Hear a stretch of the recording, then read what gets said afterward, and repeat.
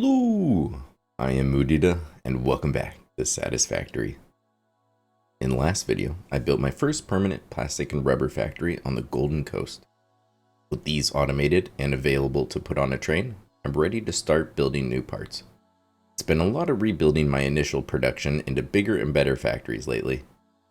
Today, I'm going to start off by building a new factory that will take my smart plating and turn them into modular engines. Then I'll be working on my electronics factory. This will be sending AI limiters, crystal oscillators, high-speed connectors, and computers to my dimensional depots.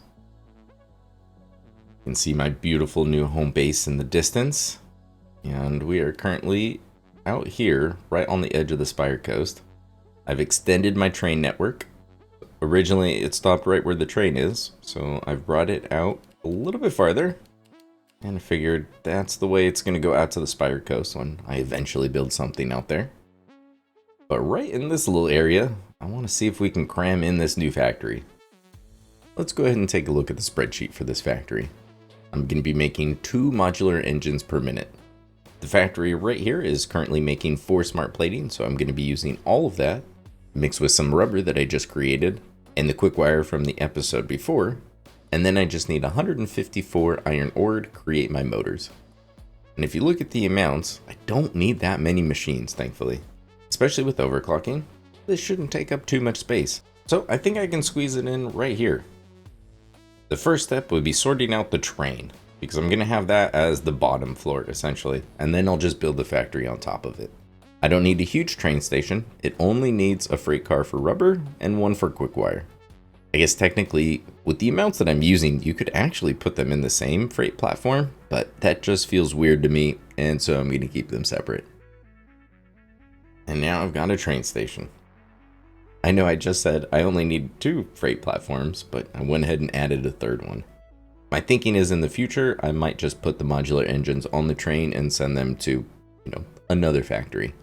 I have a feeling that when it comes to the next phase and then, the final phase, this isn't going to cut it, and I'm going to need more production, but there's no reason to just delete all of this. I can just add to it. So I may not use it, but this gives me the option to put the final product on a train later on. Alright, so things ended up kind of interesting because obviously my trains are rarely on the world grid, but I wanted my factory to be on the world grid because it's going to be right next to the smart plating factory. And I'm going to try my hardest to work around this thing right here.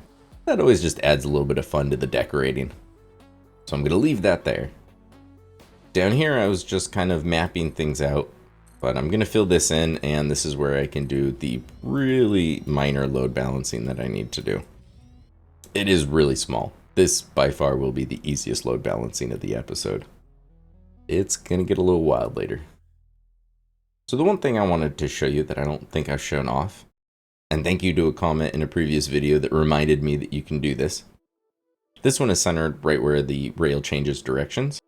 And then on this side, it would be right here. But I kind of want to put it farther out this way, I think. And the tricky part is the way I laid these is I zooped out these tracks, and then I zooped out these. These ones are on the world grid. And that's how I merged them from off grid to on the grid.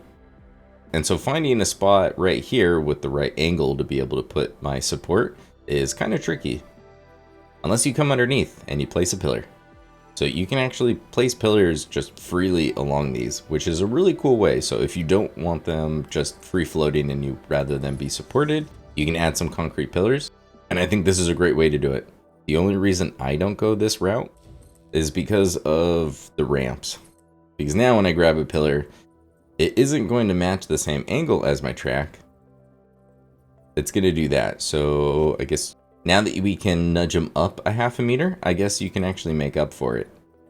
In the past, it would look funny because you would end up with this, but now you can nudge them up. So I guess it's really not nearly as bad as I thought it was.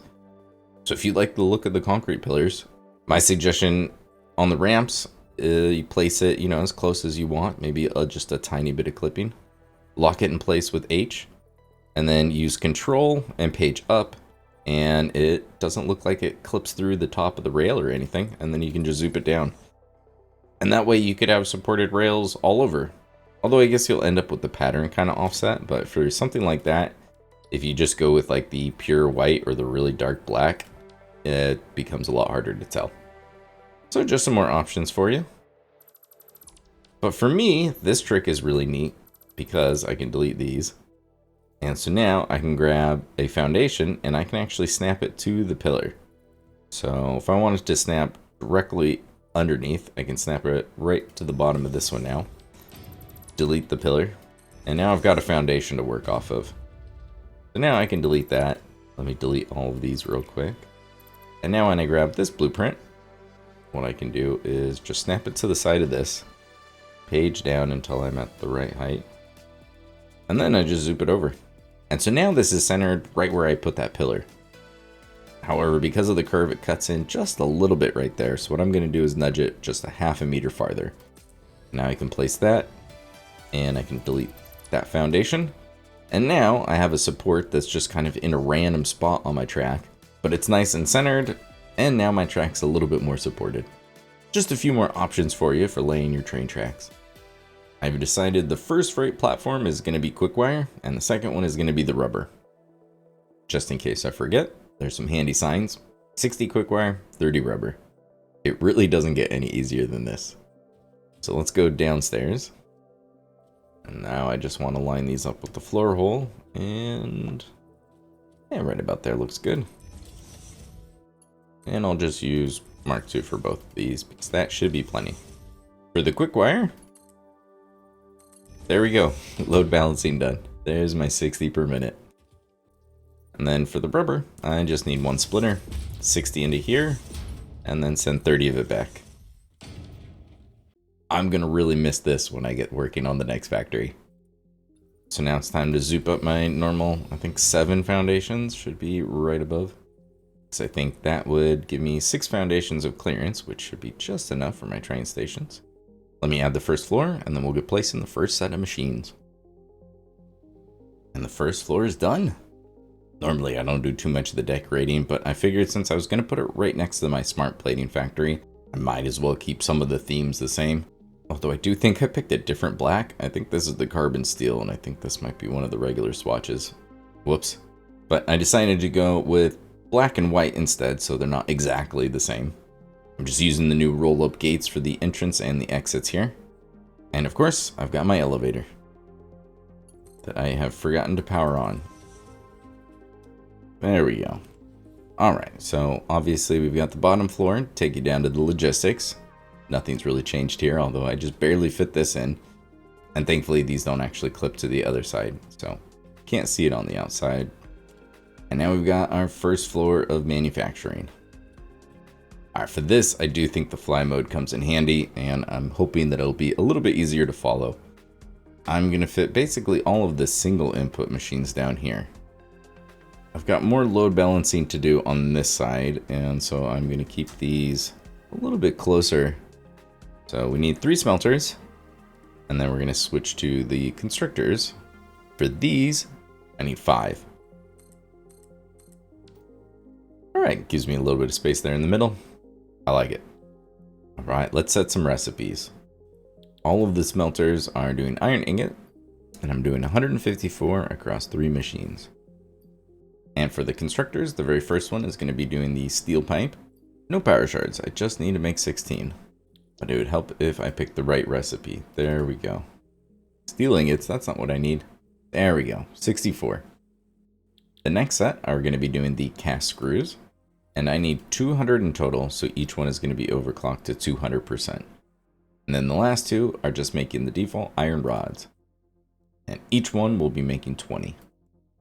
A lot of the time, I just want to get all of the machines in place, and then I go back and do the belt work and the load balancing on all that sort of thing.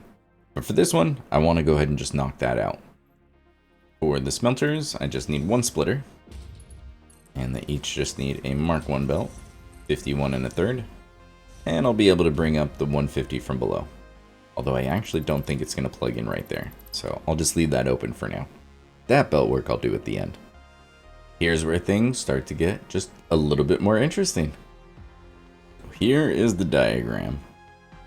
As you can see, I'm working with the full 154, so I'm going to go ahead and group up all 3 of these. Oh, and then we just need to do a little bit of load balancing. So the 154 is going to go into a merger. And then that's going to lead into a splitter. And then I'm going to need another splitter over here. And see, with this diagram, it actually makes laying everything out really easy for me. As long as I laid things out correctly on my diagram, I should be able to line this up pretty easily. This is doing a 162 way split, and we're looping back 8. Yep. So 154 from the smelters into the first merger. And then from here, we're eventually going to loop back 8. So on this belt right here, I'm going to have 162. And now if I take 162 and I split this 3 ways, that's going to be 54 here, 54 here, and then 54 out of here, which I'm going to go ahead and place a merger. And that's going to face this way. 54 on each of those belts coming out of here. And as you can see on the diagram, I'm trying to get 64, 50, and 40. The 50 and 40 kind of stick out. If I can get to 90, that's an easy split that I know how to make. So if we have 54 going into here, we split this 54 all 3 ways. Oh, whoops. Oh, that's actually in the wrong one. So this 54 needs to go to the outside one. This 54 is getting split 3 ways. So that's going to be 18 and 18. And 54 plus 18 plus 18. There is my 90. So now this 18, I am going to go ahead and send into a splitter. This 18 is going to split all 3 ways, so there's 6. And then I'm just going to need a splitter and 2 more mergers for this section anyways. Place a merger there, and this one can have a merger facing this way. Okay, so we had 18 going into here, 6 is going there, 6 is going here, 6 is going there. With this 6, I'm going to split that all 3 ways. So there's 2, here's 2, and here's 2. So now I have my 6 and my 2. So here is the 8 that I needed to loop back. For that, we'll just do old W on this side, because these are super weird. It's easiest if you have a belt on one side. So if I snap it into here, except for the belt should definitely be facing the correct direction. There we go. So now when I do it, it'll snap.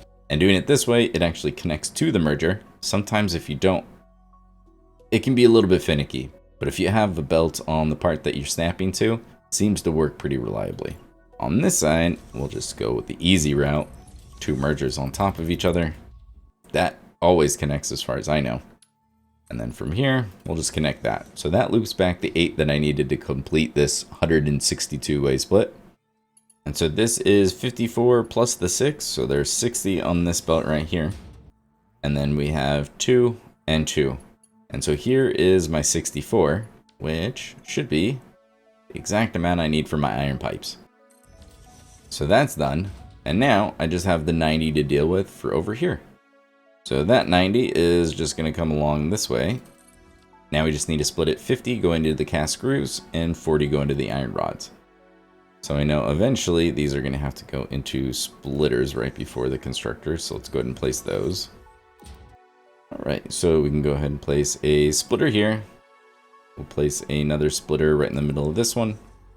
And now I just need some mergers. This one can be lined up directly on the side there.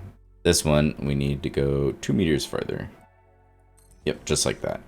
We've got 90 that's going to plug into that first splitter. And then we're going to split this all 3 ways. So there's 30, 30, and 30.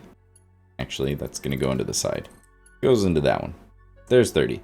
This 30 is going to get split all 3 ways. So here's 10, and there's my 40.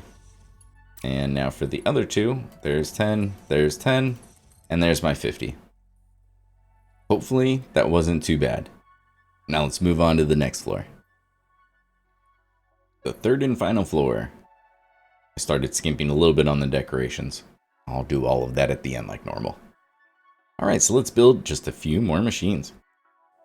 Just like in this factory, I want the sink to be on the top floor. And so for that, I figure it's so big, we'll just get this out of the way first and just pick a corner. So for now, that seems like a good spot. Now I kind of know where I need to work around. The very last step is the manufacturer, so it seems like it would make the most sense just to put this close. So let's go ahead and put that there. And I think I want to rotate the sink 90 degrees. I think it would make a little bit more sense facing this way. Because from here, I can put my smart splitter just right in line with all of this. And then somewhere back here, I'll have a small storage container because don't need a big one for this. As you can see in the top corner, I only need 500 to complete this phase. So the small storage container is plenty. And then we can just set the overflow to go to the sink. That way when it does fill up, start getting those juicy sink points. Alright, and then for the assemblers, I'm going to go ahead and start at the other end. And the first two are going to be facing this way, and then the very last one I'm going to spin around, and it is going to face this way. So let's set our recipes. The farthest one is going to be making my stators, but not the default stator. For this we need the MAM. And there we go, the quick wire stator. And I need exactly 8, so I can leave this at 100%. The next one is going to be using the default rotor recipe. And for this, I need 8, so it's going to be overclocked to 200%. And then the very last one will be using the default motor recipe. And for this, I only need 4, so only 80%. And then for the manufacturer, this one is making the modular engines, and I want 2 a minute, so 200%. 4 motors, 30 rubber, 4 smart plating. Well, the 4 smart plating is just coming from right next door. The motors are going to be coming from right here. And the rubber will be coming by train, so I just need to bring that up from the very bottom. And then for these, the outputs of these are going to feed right into this one, but let's display the parts a little bit more. So we'll have that one go there. And then for the other one, you can just have it go out to like there. Something like that. And then for all of these parts, I've already got the rods and the screws down below. And then the steel pipe, and then the quick wire is coming from the very bottom. So I think for most of these, I'm just going to place some floor holes. And then I just need to make sure that the belts are the right speed. So one of these is going to have, 200 screws. So that one I'll need to make a Mark 3, and just Mark 1 for this one. Cool. One somewhat complicated bit of load balancing, and then the rest of it is easy sailing. As far as the factory goes, I just need to make sure the belts go from point A to point B and make it look not too messy. But there's one major part that I normally do way earlier, and I'm honestly surprised I put it off this long. I need to get my trains running. Back over to the plastic and rubber factory, so it's still working like a charm. The numbers still fluctuate up and down by 1, it looks like. They go from 4 to 5 to 6, but that's alright. So the load balancing for this, I kept it really simple. Since I needed 30, it's just hard to pass up a smart splitter and 1 more splitter. And the other reason is this belt is so full. So with it being 475 out of the 480, the fact that the smart splitter has that bit of a buffer means that I'll have no issue. So by setting it to any to go to the Mark 1 belt, I can make sure that that's completely full. And then the rest of it just goes on into the sink. So 60 goes into here, and then I split that in half. 30 will merge back into there to go to the sink, and then the other 30 heads on over here for a buffer. Although I think I may change that one to a small, because you really don't need a big one on the loading side. And here's the load balancing for the quick wire. I definitely could have used the same trick with using a smart splitter, but for whatever reason, I think the 5-way split is fun. And since 300 on a 480 belt isn't quite full, I would probably need to use that split belt speed trick.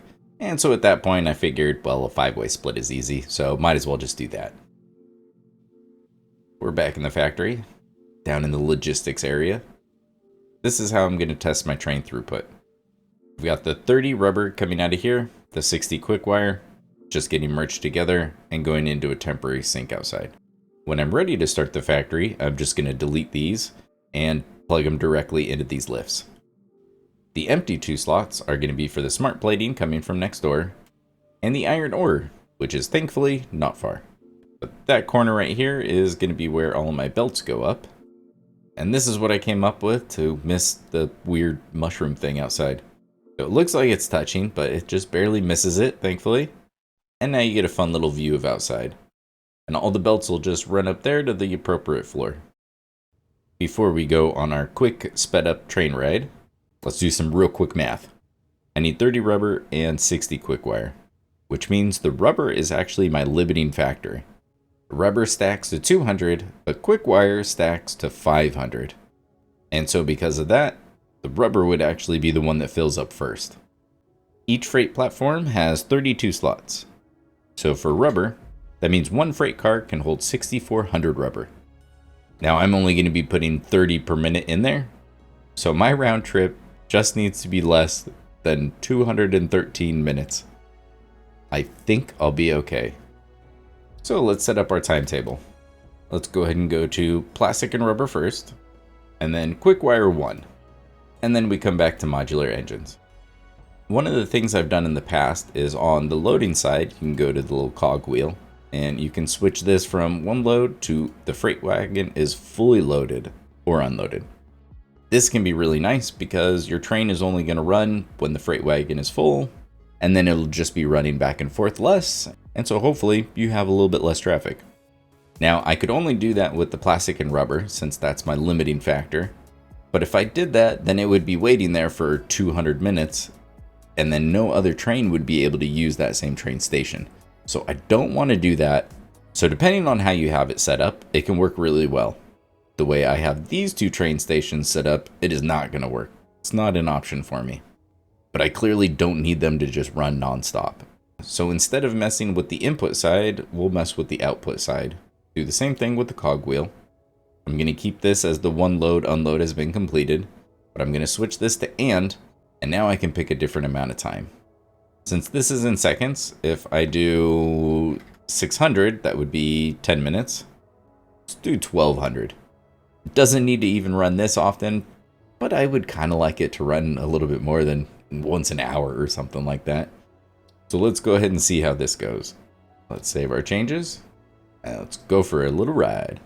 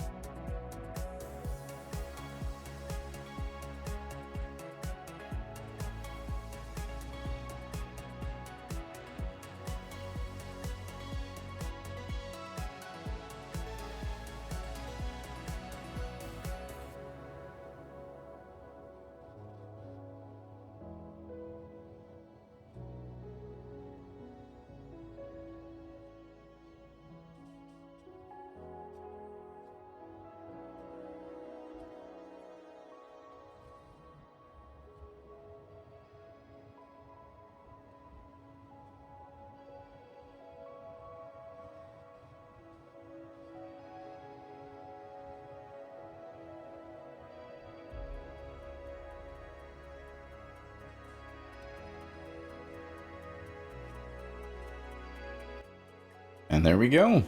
The first load of rubber and quick wire is done. I really like being able to do this because, like I said, this train just doesn't need to run all the time. That being said, there's one thing about doing this that I really don't like. And I'm hoping that in the future, maybe this is something that could get changed. I can't access the freight platform for the 20 minutes that it's going to be sitting here. So it makes this much harder to actually see what my throughput is.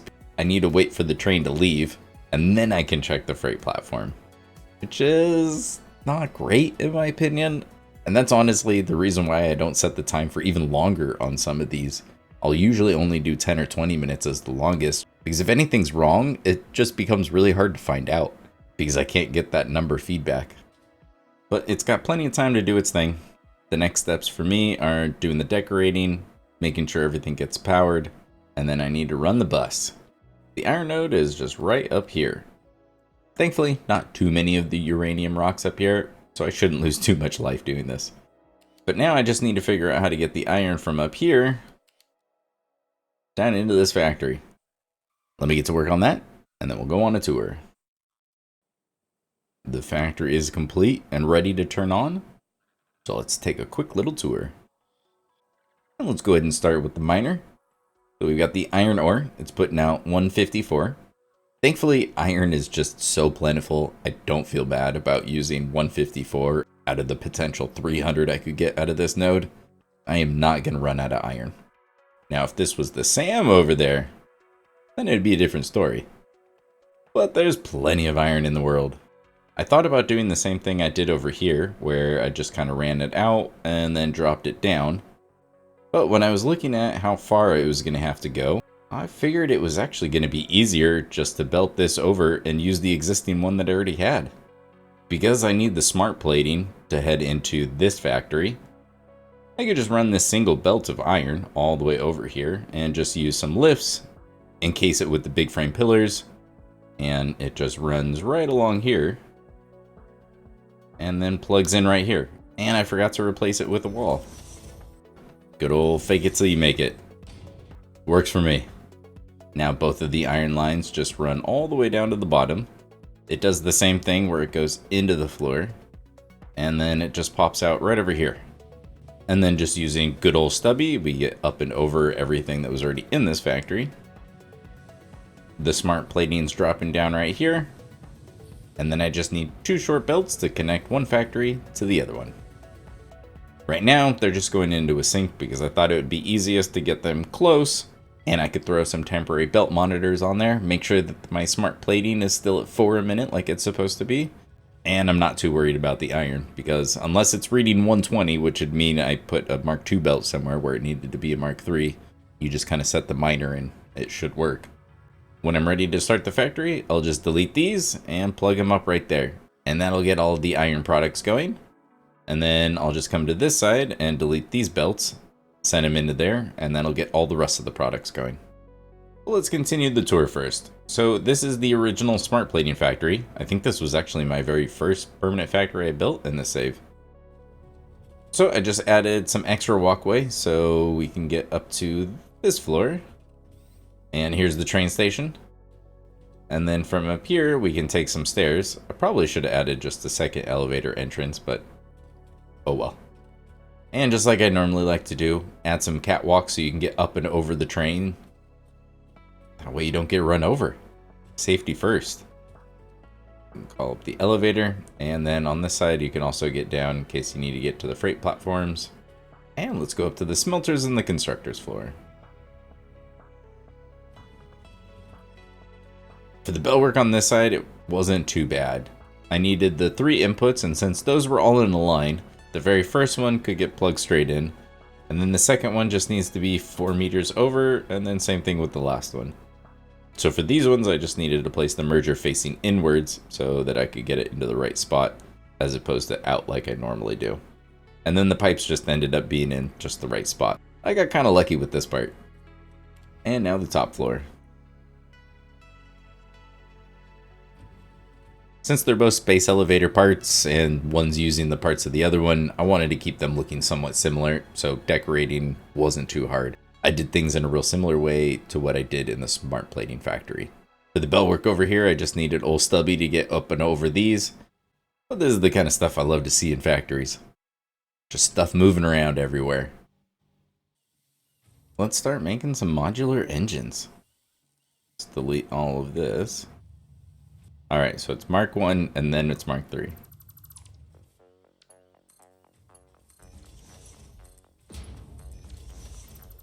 And now the quick wire and the rubber.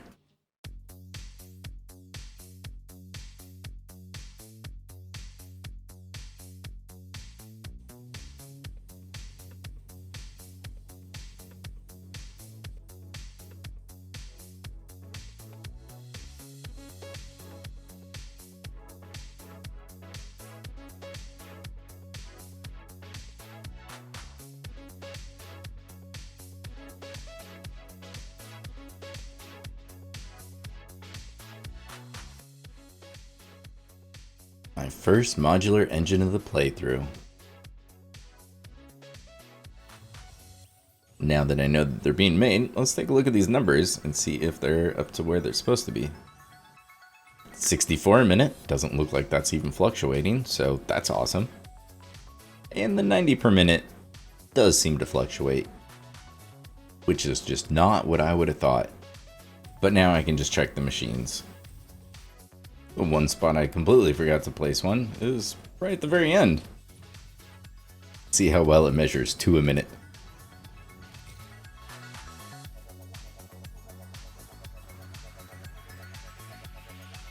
Yeah, that checks out. The machine's putting out 1 every 30 seconds, so I really shouldn't have a problem nailing 2 per minute. But there we go.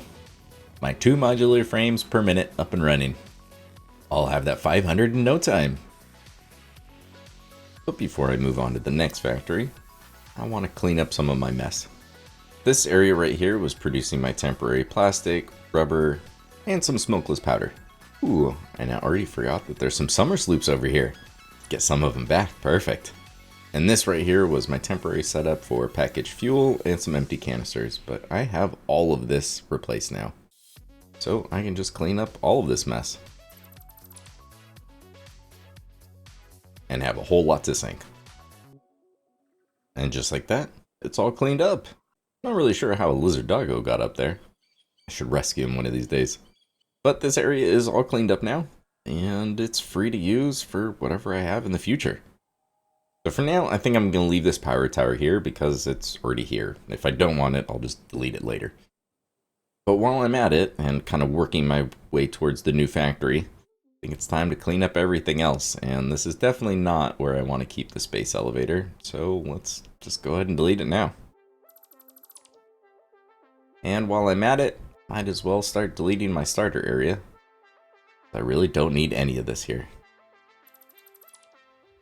And just like that, the last bits are being sunk. So I just used this handy blueprint where it has a storage container and 2 sinks, and I just set as many of these down as I need, and well, gets rid of things as fast as I can. Don't want to just delete this stuff. Those are free sink points. With the oil cleaned up, my starter area just about all cleaned up. I just need to delete these once they're done. And then next up is that coal power plant. Finally gonna delete that thing. Since I was already cleaning up the coal, I figured I might as well clean up the temporary SAM setup as well. Didn't need that anymore either. I think I have finally cleaned up all of my temporary setups. Like I said, until next phase, and then I'll set up another one. But that one again should be short-lived. Famous last words. Alright, enough procrastinating. Pretty soon you'll see why I just keep putting it off forever. Let me get out to where the new factory is going to be, and then we'll go over the plan. Here we are, surveying the new spot. So just to show you on the map, so I finally looked it up, and this is the Desert Canyons, which extends all the way out to somewhere around here, I think. And then here we have the Titan Forest. And then I think this is like the Maze Canyons or something like that. Or Maze Desert? I've already forgotten. There's actually a lot of biomes. This is right on the edge. So if we have a look here in the other direction, we can see those familiar giant trees. And if I get into just the right spot, we can see all 3 quartz nodes. So I believe the far one is a pure, and the 2 close ones are both normal. Let's take a look at the plan. For my electronics tower, which admittedly is not much of a tower, all of these machines fit on 1 floor, I'm going to be making 4 AI limiters, 2 crystal oscillators, 8 high-speed connectors, and 8 computers. I don't need 8 high-speed connectors, but as you can see, the only default recipe I'm using are actually going to be the AI limiters. The rest of them are all alternate recipes, and the way it ended up working is if I made the high-speed connectors and the computers in equal amounts, then the silicon circuit board would end up being in an even number. I am making more high-speed connectors and computers than I need. I'm not trying to plan too far ahead, but I figured this was a place where it'd be easier to make a little bit of an exception. For this, I'm going to need silica, quick wire, rubber, copper sheets, and quartz crystal. Now, unfortunately, the total amount of silica I need is 188, and I'm only making 175. In hindsight, maybe I should have done quartz and silica at the same amounts, but like I said, I wasn't planning too far in advance, so unfortunately, I'm not making enough silica. So I am going to have to make more of that, and that is why we're over here by these quartz nodes. The quick wire, rubber, copper sheets, and the quartz crystal, those are all fine and I'm making enough. So I'll be able to bring all of those in by train. First step is clearing out all these guys, and then I can place my miners. I learned something new about this map every playthrough. And this area did get a little bit of a change. The quartz nodes pre 1.0 weren't quite in this area. And I had no idea there were so many lizard doggos out here. So I've got a whole bunch of them. Some of them have already brought me things. Uh-oh. No, don't kill my doggos. Wonder if he can. Will his rocks kill the doggos? I don't want to find out. Stragglers dealt with. Now I can collect all my goods. Thanks, guys. I don't know why you're all facing that way. Well, at least now I can check on these guys every once in a while and see what kind of goodies they bring. Free yellow power slug. Don't mind if I do. Next step is extending my train network through the rest of the canyon. So I need to go out here. Alright, this is a better view. I need to take the train. It's going to go through that area. Oh good, he left me alone. Oh no, he's going to shoot me. Well, let's make this quick. The train is going to probably snake through that little gap right there. Come through here. Going to go this way. And then up to the quartz. Am I dead yet? Oh, he hasn't got to me. Oh, he can't really get to me, can he? Oh, yes, he can. Alright. Now back to building trains. I'm going to go ahead and skip ahead. I think you've seen me build enough trains. The train line has been extended. I went with another three-way intersection, so that way the train line can continue down the rest of the canyon and out to the desert. But this way we can branch off here. There are a bunch of nodes over here, so I did want to hopefully give myself enough room to be able to branch off. Although I don't know if I gave myself just enough space through here to be able to squeeze in another line. So that might not work. If I do want those nodes, I may have to do something else for them. But that's a future move problem, and I'll figure that out later. For the incline, I used mainly the 2-meter ramp, and then just placed one of these wherever I needed to. And so that just kind of continues up, and then once I get up to here, I didn't need the 2-meter anymore, and so I switched to the 1-meter ramp. And up here, we're just about to the quartz, and so my thinking is I'm going to put an intersection right here.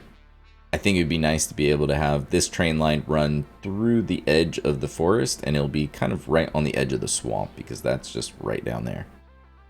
And that just gives me some more options. Or maybe I'll never use it, but for now I think it'd be easier just to put it in. The intersection will go right here, and then one of the lines will snake around this way. And then I think I've got to go all the way around the tree. And then once I get out to here, I think this is just a convenient spot to put a train station. It's got a lot of space. I can basically just kind of plop it down on this whole rock formation. So there's a good chance I'll need to put another one of those on a train. And so I want to be able to have enough space to have multiple train stations in here. And because the train station is going to be so big, and I probably don't even need that much space for the factory, I'm just going to put that on top. Normally I do like a T intersection essentially, so this and this would be straight. However, I wanted this to be angled towards more of the open gap, and so I angled this one a little bit. So it's still more of a T than a Y, but you know, kind of in between. But here's what I ran into that I'm just not crazy about. When I have straight sections of the track, the signals line up right on the outside, and I've been really happy with the way this looks. It looks a little bit weird on the inside because that's what you get, but to me it wasn't too bad. Now the issue with these curved sections right here is I build it where either I start at the half foundation or the full foundation, and then I place it, and then the other part of it is on the curve to get a nicer transition from flat to a ramp. That means the rail is cut right here, which means that this is kind of the only place that I can put the path unless I want to put it in here, which I'm not crazy about. And so on ramps, a lot of these path and block signals just end up being kind of in some weird spots, which these aren't too bad, but it's once we start getting into the 2-meter, it starts looking a little funny to me. So there's that, and then there's this, and they have to be so far placed out because normally they would snap right here. And you do have free placement on these now, unless you get too close to where there's already a split in between the rails. And then it's just going to automatically stick to that one unless you get about one foundation farther away. And now I have free placement. And so that's why all of these are this far away, because that was as close as I could get and it not being clipped into the ceiling. Sometimes when you come up with blueprints, they work on first try. Sometimes it needs a few iterations. And this, I think, is one of those times. So let me see if I can improve this. These are what I came up with. Right, so as a comparison, we've got the flat one right here. So instead of using a 4-meter foundation on the top, I switched it to a 2-meter and then a 1-meter ramp to give it that look and really just to take up a little bit more space. If I throw a locomotive in here, it's actually got just a ton of clearance. So you'll notice the spacing is a little bit weird here because I've got enough space to put a frame pillar down the middle. And here's the reason. I shrunk it so the sides aren't a full foundation. I used 2 half foundations and clipped one of them 1 meter into the other one. And now that it's got that 1 extra meter of space, which you can see right here, it's got enough space for the entire block signal. And I like this way better. The only way to do this is to have 2 pieces of rail so that you can split it right there down in the middle. The nice thing is that means I can actually increase the gap in between these pillars by 1 foundation. I was doing every 12. I can keep 12 if I want to keep things consistent, but because of the way this is set up, I can actually go 13 now. I'll probably stick to 12. But all of these are laid out the same way, where the rail is split right down in the middle for all 3 of these.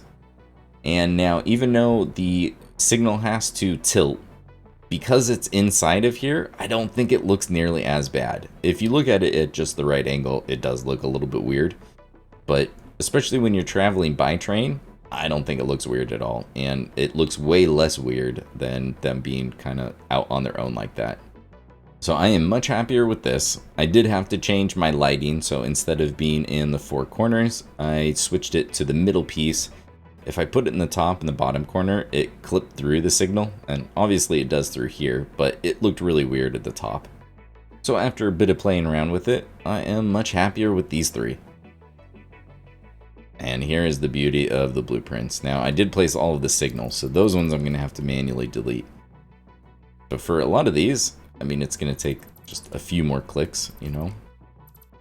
But now I've got my version 2, and now that they're all green, it makes it so much easier on me. So now I can just put this first one in blueprint mode. And now I can delete this one. So this one was my 1 meter ramp. This one I'm not going to do the auto connect, only because I would just replace it anyways. Because for this, I'm going to grab my ramp. I'm just going to zoom 1 piece across. And now all I need to do is just delete this half. Grab it. Merge it onto the 1 meter ramp. Now I delete these. And now I connect these. And now it has a nice smooth transition from the 1 meter ramp to the flat. Now once I get to these other ones where it's just a bunch of 2 meter ramps, then it gets really easy. I can just delete all these, just get them out of the way first. These block signals out of the way. Because I have all of the pillars spaced where they need to be, it just makes this thing really easy. I can just snap this on top. And then I'm going to do the same thing where I place the 2 meter ramp right here, delete these ones, so I can transition from the 2 meter to the 1 meter a little bit smoother.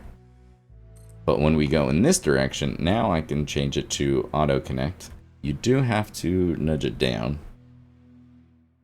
Didn't make the sound, but at least there we go. Unlock the nudge, and then we can connect it. I'll probably work my way through and change a lot of the ramped ones. The flat ones still kind of work fine. The signal's on the outside, it's not the end of the world. The ones that have the ramp just look a lot better like this to me. The new rail line is in place all the way down to the intersection, and I've got a platform for the train station. Just wanted to give it just enough clearance and didn't want to make it too uneven.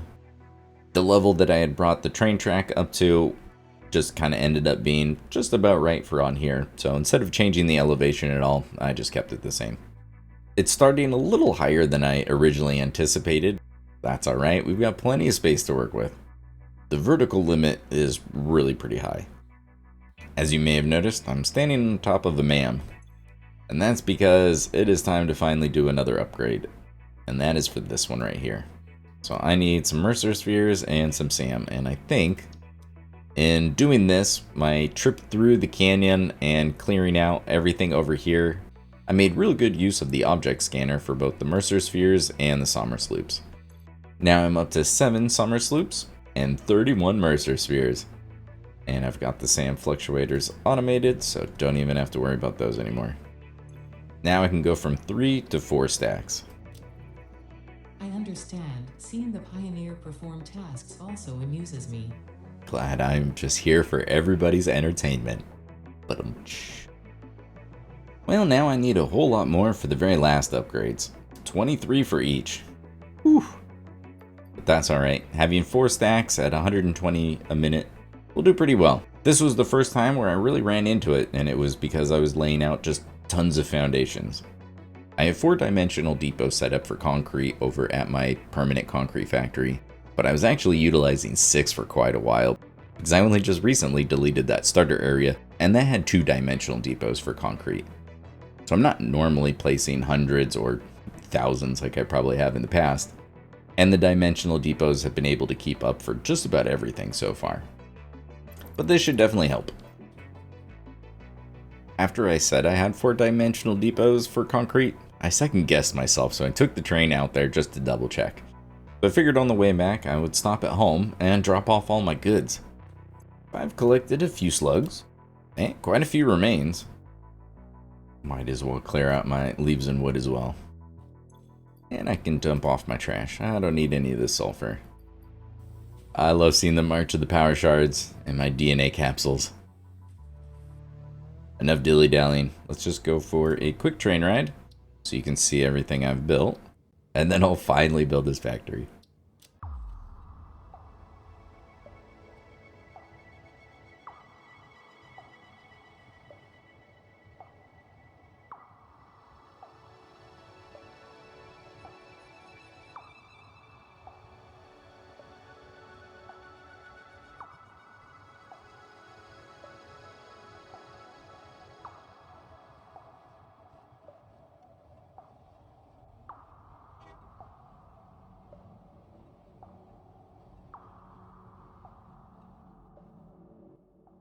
And there we go. That's what I've got so far. So I've got the 2 train stations. This one without the freight platforms is mine. And then Sydney over here will be the first one to accept freight. And I wanted to make it expandable, so I've got enough room for at least 1 more. If I wanted to, I could probably extend this out a little bit farther and be able to squeeze in 2. But hopefully I only need 1 more, if any. And I probably forgot to mention, but I finally added my spiral. So this one was a little bit interesting, and it's still not quite done because I just haven't made up my mind what exactly I want to do here. It's such a long stretch of rail that I would prefer to support it, but at the same time, I just don't think there's going to be a good way to do it. Because it crosses over this. Now, if it crossed over this, I could put something right here, and I would probably feel fine about it. But it's in just kind of an awkward spot. So it may just end up being just one really long stretch of track that isn't supported, which isn't my favorite thing, especially because of how high off the ground it is. But I also feel like adding a support is probably just going to look funny. I don't know. I'm going to have to think about it. If I can add one that looks good, I will. If not, I'll just clean it up by deleting the ramps, but I'm still not quite decided. So now from the hub, I can go out that way to all of the factories in the desert and out beyond.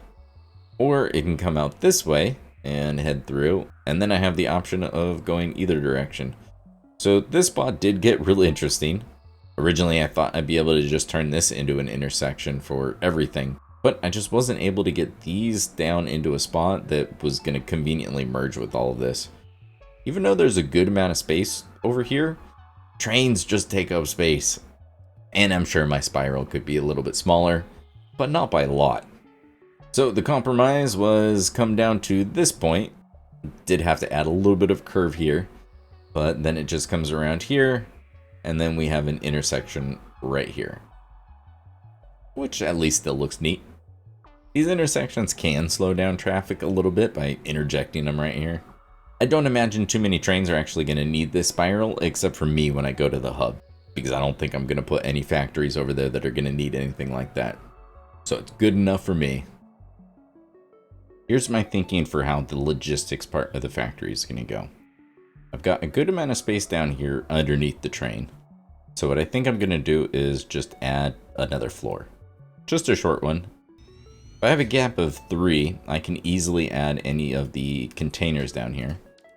Still has plenty of room, and I could still run a belt along top of it, and there won't be any clipping. And I think I should be able to have plenty of space at that level. So I can do the load balancing for when things get off of the train down here. Up here is going to be another logistics floor. If you've gotten the feeling that I've been procrastinating on this factory, I have. And it's because I worked out all the numbers, and I got all of those numbers nice and even, and I was really happy about that. Until I sat down and tried to figure out the numbers for the load balancing. And that right there has been the reason I've been procrastinating. So I already know that some of the load balancing is going to take up a good amount of space. So I didn't want to do both sets of the load balancing all on the same area. I thought it was just going to get too crowded and just too confusing. It was just going to be easier if I could kind of separate the two processes. Hopefully this will make a little bit more sense and not too long. So we've got the load balancing for up here. Like for example, the quick wire is going to need to go to 3 different places. So the floor is broken down into 2 different pieces. I'm going to do the silica production that I need here on the right, and then all the rest of the manufacturing here on the left. And originally the silica wasn't supposed to be a part of this tower, and so it's just separate on my spreadsheet. So here's what we're doing with the silica section. I'm going to bring in 500 limestone and use the cheap silica alternate recipe, and that is going to produce 700 silica for me. Quartz is one of those resources where if I'm going to use a node, I feel like I should at least just make all of it. I usually feel the same way with Caterium. There's only so many, so if I am going to use it, I just might as well use all of it. I very much don't feel that way about iron, copper, or limestone. I need 188 silica, so of course I might as well make 700 of it. But I've got plenty of space for another train station, so I will be able to send that off somewhere. Instead of using 13 1/3 assemblers, I'm going to go ahead and use some power shards, and I only need 6. I'm going to give it plenty of space here. I definitely don't need this much space, but I certainly am going to need a bunch of space for the load balancing on this side. So let's go ahead and space them out at least a little bit. I like to do it just every 1.5 foundations, and so it's either lined up on the center of a foundation or the split of 2. So now I just need to extend this just a little bit. Should have set this after the first one, but that's okay. There's only 6 of them, thankfully. I need 700 across 6 machines, so 116 and 2/3 each. The load balancing on this side is really easy. All I need is just 2 sets of 3, and let's double check. So normally I do the faster one on the bottom, so limestone goes on the bottom, and that one's going to need to be Mark 2. And since I need 500 total limestone, I actually can't bring this all into one belt. And so the limestone will plug in right here for the first one. So that'll be 250. And then I'll just set up the same thing on that side. And then the quartz can all get brought together into one point. And then that one can just plug in right in the middle. So that part's easy. Let's get to the exciting part. So each one of these is putting out 116 and 2/3. So if I multiply that by 3, I've got 350. So I can't fit all 700 on one belt, but I can fit half of that. So let's go ahead and put a merger right here. We can give this space. I'm sure I'll only regret that a little bit in the future. And buckle up. This is where the fun part starts. So I need 188, and I'm working with 350. So right off the bat, you can probably guess, not a great fraction. And I could split it so that it went 350 into 188 and 162. But I'm just going to need to split that 188 again. 88 of it is going to go to my circuit boards. And then 100 of it is going to go to my high-speed connectors. So really what I'm looking for is to split 350 into 100, 88, and then I'm going to sync the 162, same as I'm going to do with the other 350 for now. I find it easiest to find the lowest common denominator so that I can just work with the smallest numbers possible when I'm doing stuff like this. For me, that is just what I've personally found easiest. And then when I'm placing the actual belts, I just need to be careful and make sure that I'm placing the right speeds for everything. That is kind of the only downside, but here is what we're working with. And as you can see, it's a little bit involved. And so for me personally, like I said, I thought it was easiest to work with the smallest numbers. So instead of 350, 100, 88, and 162, we're working with an input of 175. I was only able to divide this in half for all of them. 81 is going to go to the sink. 44 is our 88, and then the 50 is our 100. I hope that made sense.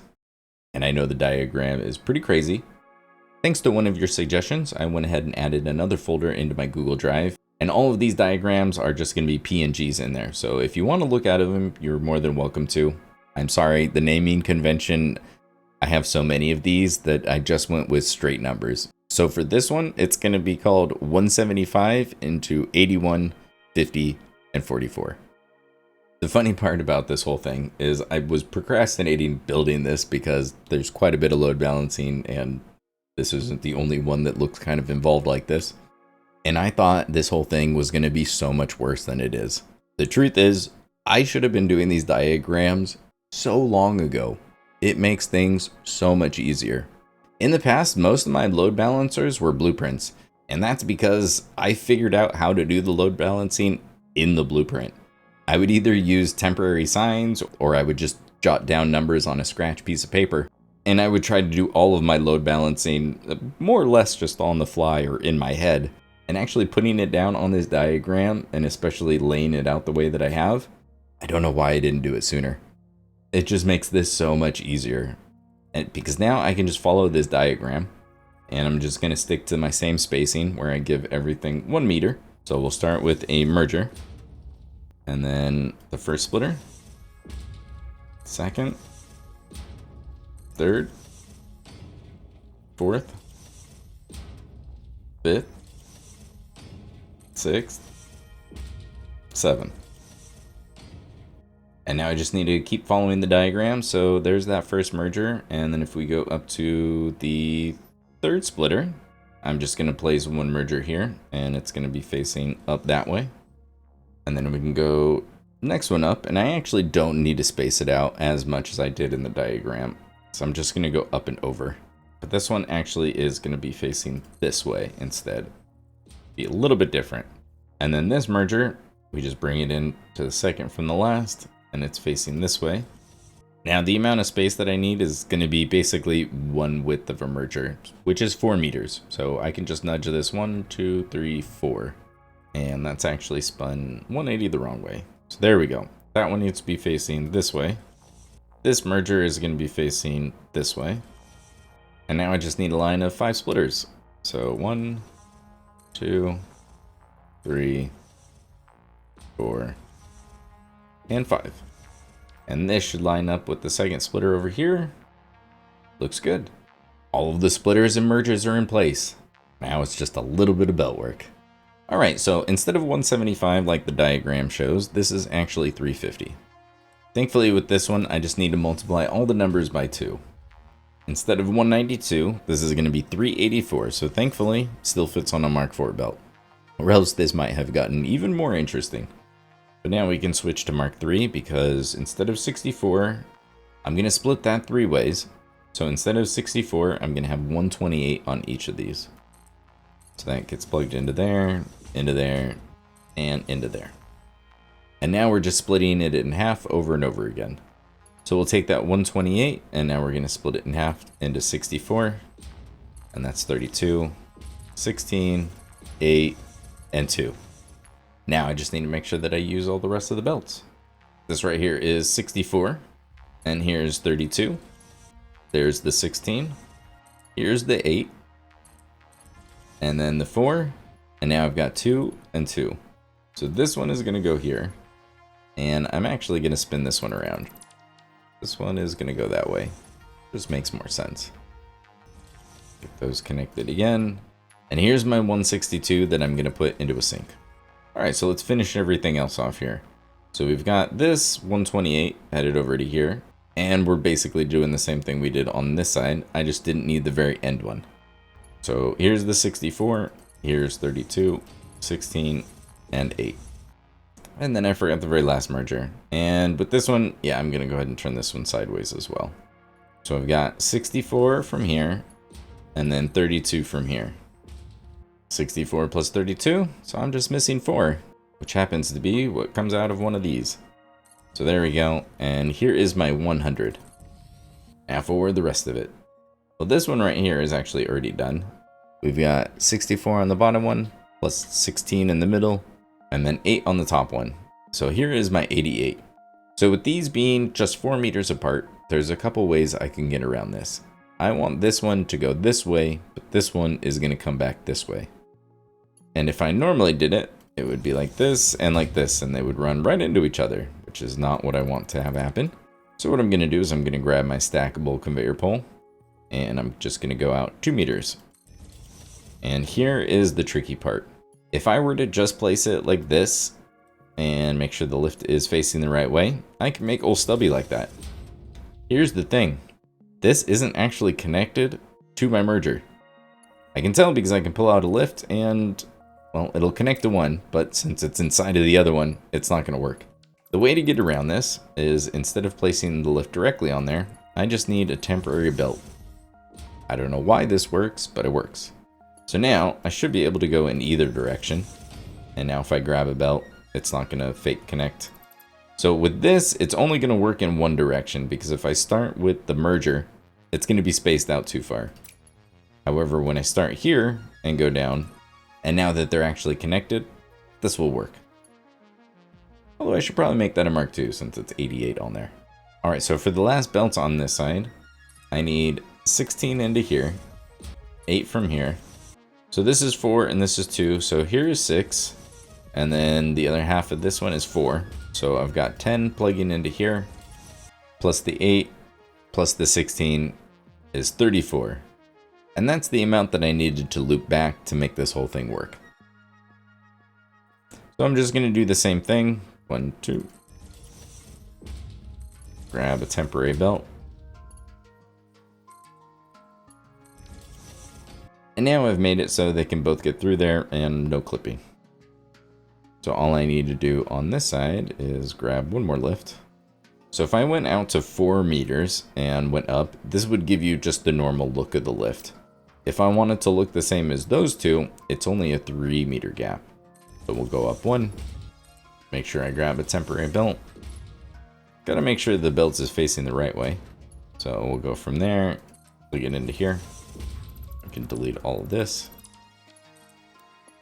There's the 34 I needed to loop back. And there's the 88. Starting to make these diagrams was probably one of the best decisions I've made. It's made the more complicated load balancing so much easier for me. Go figure, not trying to do everything in your head is better and leads to less mistakes. What a concept. Alright, well, for the rest of the floor, like I showed off on the spreadsheet, I actually don't need a ton of space.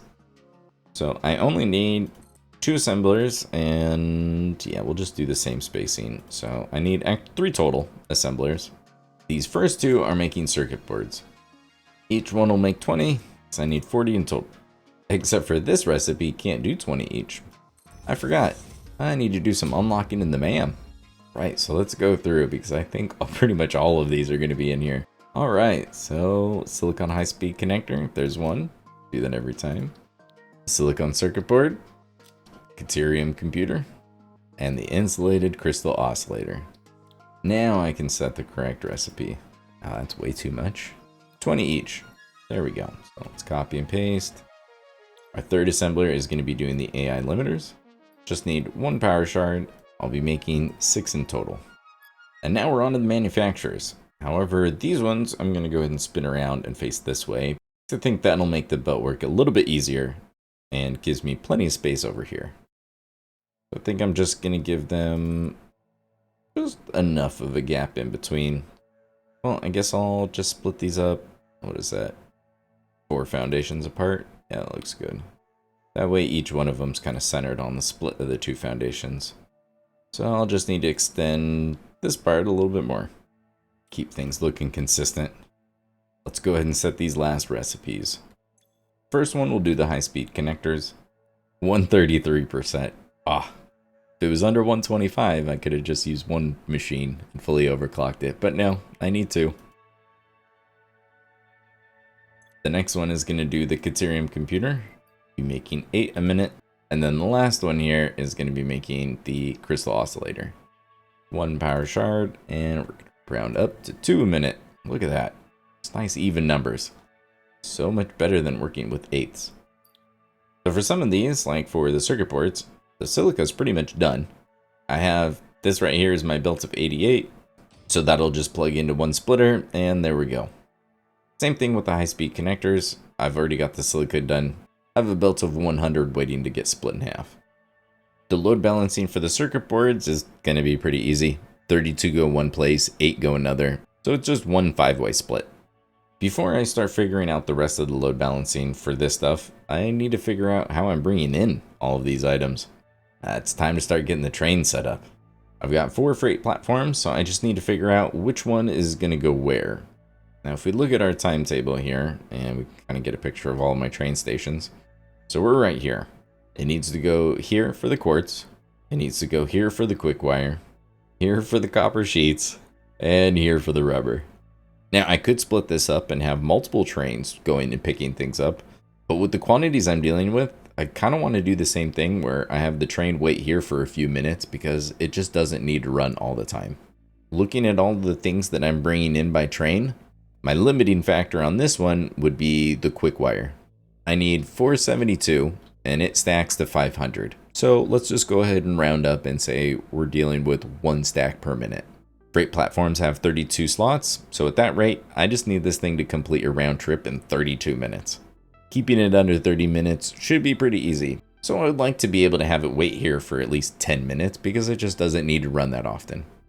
So let me go ahead and fill out this space so that I've got a little bit more to work with down here. And then we'll do the load balancing on the unload side.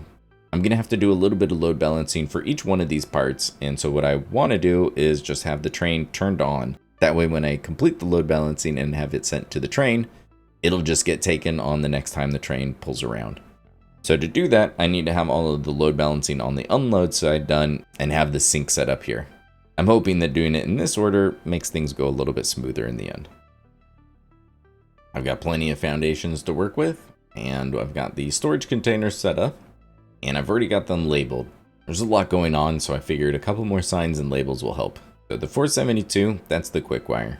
62 is the rubber, 118 is copper sheets, and 20 quartz. I went ahead and color coordinated all of the freight platforms, and I've just got some more labels up here. And if you're wondering what in the world this is, well, that's because the train did get in the way just a little bit. What I could have done is made a bunch of these 1 meter foundations, and that probably would have given me enough space to bring it out to at least here, and it would have been a little bit closer. And I could have kept all the belts and the lifts looking the same up here, but that's all right. I don't mind. But while I was at it, I did get a little bit carried away, and I went ahead and did the basic belt work for this stuff up here. And I've got my dimensional depots. So this is the basic setup where it's just the one small storage container and the depot. Clearly, by the rates that I'm making these things in, I'm not going to need huge amounts of any of these, so I really don't see myself needing anything more than this. And like the way that I set up all of the ones over at my home factory, I've got the smart splitter right in the front. When my storage does fill up, the overflow will just come this way, and then it'll just meet up with everything else. Clearly, I forgot a belt. There we go. And so same thing with this one. These just come in from this side, come in here. And then with the last one, we go up and over. We'll meet up with the 350 silica that's just going to get sunk for now. And then I have another sink over here. This one is dealing with my 162 silica because I can't fit it all on one belt, so I needed 2 sinks. We've got the 88, and I'll be able to see how well my progress is with the load balancing with my throughput monitor here. And then I've got another one for the 100 line there. And one over here. I figure it'll be nice to see if my load balancing works. For most of the other parts, they're just going to get fed from down below. Like for this one, it needs the silica, but then the copper sheets will come from the logistics floor down below. And so for a lot of these, it's just a few belts. For this, like I said, it was just the 5-way split. So we've got 4/5 going here, and then getting split in half and going to the high-speed connectors.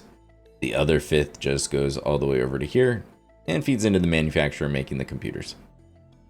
And so really, this section right here looks a bit more chaotic than it is. But if you haven't noticed, I kind of like that look.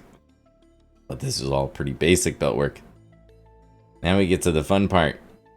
When I was crunching the numbers for all of the load balancing here, I realized that 2 of them actually needed the exact same ratio split. This right here is a 59-to-1 ratio. Meaning with a 60 belt, I'm going to have 59 exit through that merger right there. And this is the 1 single part per minute that's siphoned off. What I need this for is for my load balancing with those storage containers. So as you can see, one of them is 118, and that is the amount of copper sheets I need. 118 divided by 2 is 59. And so now I can just take my handy 59-to-1 ratio balancer. I can just slap this thing right in front. And there I go. And this one is the part that loops back. And so now out of here I connect a 120 belt. But instead of 120 coming out of here, I have 118. So I'll throw the diagram on the screen, but don't worry. This isn't actually the last 59-way split I'm going to have to do. So I don't feel too bad skipping over this one. The reason I decided to blueprint it is, like I said, I need 2 of these, and the other one is actually the quick wire. Because if you take 472 and you divide that by 8, you've got 59. So I can go ahead and take this exact same balancer. We can throw this right in front. Go ahead and place it. This one I am going to have to double check and make sure the belts are the right speed. So this is fine because I'm just looping back 8. And I decided to make this a priority merger. In this case, I don't really know if it's necessary, but I want to make sure that this continues to get looped back, and so I'm just going to go ahead and use it. Because I'm only looping back 8, I really don't think it would be an issue. But the difference between a normal merger and a priority merger is really a crystal oscillator, which I'm just about to automate, so I'm not really too worried about it. Alright, so with this one, I need to use a Mark IV, so that is 480. If we split that 3 ways, we've got 160 on each one of these. Which means this one is going to be 320, and this is our main line, so we can go ahead and just make all of these Mark IV. Now with this one, we go 160 and split in half, so that means 180 and 180. And then we split that in half, so that's 40 and 40. And then with the 40, you can see it going into a merger. You can kind of guess. This is doing basically just the 5-way split. So merger into a splitter. There's 3/5. Here's another 3/5, and you use all 3. One of them loops back to this merger to complete the 5-way split. And then that very last one is the one that gets looped all the way back to the beginning. Alright, well those were easy. And well, while we're at it, let's just go ahead and do the easiest one. And for this, we just add a splitter there, a merger here, and then all Mark I belts. So we take 60 and we split it all 3 ways. We've got 20, 20, 20. So there's 40 looping back, and here's my 20. Gotta love when it's this easy. Well, that was a nice little break. Back to the fun load balancing. So here's the diagram for what we're doing here. 62 out of 120, because I've got to use a 120 belt. 31 out of 60 is the most I could reduce it. And so if you're looking for this diagram, I think it's called 31 with storage. Yeah, sorry, the names aren't great. Now in the past, I tried my hardest to keep load balancing within 2 foundations. So I'm trying to make these kind of load balancings go more this way instead of taking up too much space, because with train stations, you've only really got 2 foundations to work with. Almost luckily for me, this kind of put that one way off onto the side, so I've got more space to work with, and I'm going to go ahead and use it. So I'm going to start with a splitter, and I'm just going to start all the way over here. So we've got 1, 2, 3 splitters, and now we're going to go ahead and switch to mergers. I could put these a little bit closer, but I'm just going to stick to my same convention and just kind of give myself that extra meter in each direction. And then we just need 1 second merger, but that one's going to be turned to the side. And then coming back to this side, place 1 merger here. And then 2 splitters. And one last merger here. Now we just need to do a little belt work. We start with the Mark II belt. So 120 into here. We'll split this in half. So here's 60. And this 60 is getting plugged into that very last one. So we've got 30 into here. And then this 30 will plug into here. And then if we split this 30 all three ways, we've got 10, 10, and 10. And then with this 10, we're going to do a 5-way split because that'll give me my 2 that I need. So I've already got 60 right here. Once we get this up and running, instead of 10, this is going to be 12. And so we split the 12 in half. And so we've got 6 here. And then this 6 is going to go over to here. With this 6, we'll split it all three ways. So there's 2. Here's 2. And now I just need to connect these two. And I'm going to use my same trick as before so I can keep things nice and close together. And we need the belt to go in this direction. And now I can delete the belts and the poles and replace it. Because I like the way that that looks much better when the belt is actually inside the lift. And then this belt can, well, we can just kind of snake it around back over to here and into the back. And there's the 62 rubber. All right, so I went ahead and cleaned things up a little bit, and you know, let's go ahead and just throw these down so that when I do finally come back, I can see how my load balancing is doing. And also, I guess well, you know what, that one's gonna be fine. If I didn't get that one right, oh boy, I'm gonna be in trouble. These are all going to go to 2 sinks because the quick wire needs one of its own. Everything else can get grouped together. Now let's go ahead and add a train. So 1 train and 4 freight cars.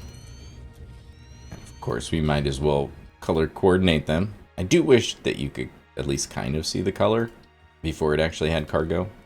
Like just something down here could change colors because man, I forget which ones I color what sometimes. Alright, so Caterium's the first one. Rubber's the second one. There we go. All right, we've got our color coordinated train, and you know what? It's an electronics factory. Let's make it Caterium. It's the main thing this is hauling. So this will be my electronics chew. Now I've got to figure out what order it's going to go in. I do want it to make somewhat sense. I don't want it to go from here to here to here to here to back. There's a better route that it can take. Realistically, it could probably go in either direction, basically doing a loop of all of them. But since I'm right-hand drive, I think if I limit the amount of left-hand turns, because if I have it doing a left-hand turn into every single one of these, it potentially creates more traffic. It doesn't necessarily, but it could. Whereas if I just stick to them going straight or on the right-hand side, it theoretically blocks less traffic in the intersections, I think. So that's my methodology of picking the route. I'm going to have it stick on the right hand side, so it's going to go here, through here, and that means it would go to copper first, which unfortunately I think I forgot to name. So we're going to go to, yeah, I know I'm not going to pronounce that right. Google save me. Norrköping. Thank you. And then from here, we'll come down to rubber, that, and then plastic and rubber 1. Then we'll go to quick wire, and then last I'll go to quartz. And then we come back to the factory. And then, like I said, I want this to go ahead and do that whole waiting thing, so we'll switch it to and I think 10 minutes should be a good amount. The round trip is going to be a decent length. Just the fact that it makes 4 different stops means that that's basically 2 minutes on top of all the travel time. It just needs to complete it within 32 minutes though, so I think waiting 10 minutes should be pretty good. So let's go ahead and turn it on, and I'm just going to go ahead and take a ride out to the copper sheets, and I'm just going to start with the load balancing out there. We've probably made a couple train rides. We'll just go ahead and skip it, and I'll see you when we get out there.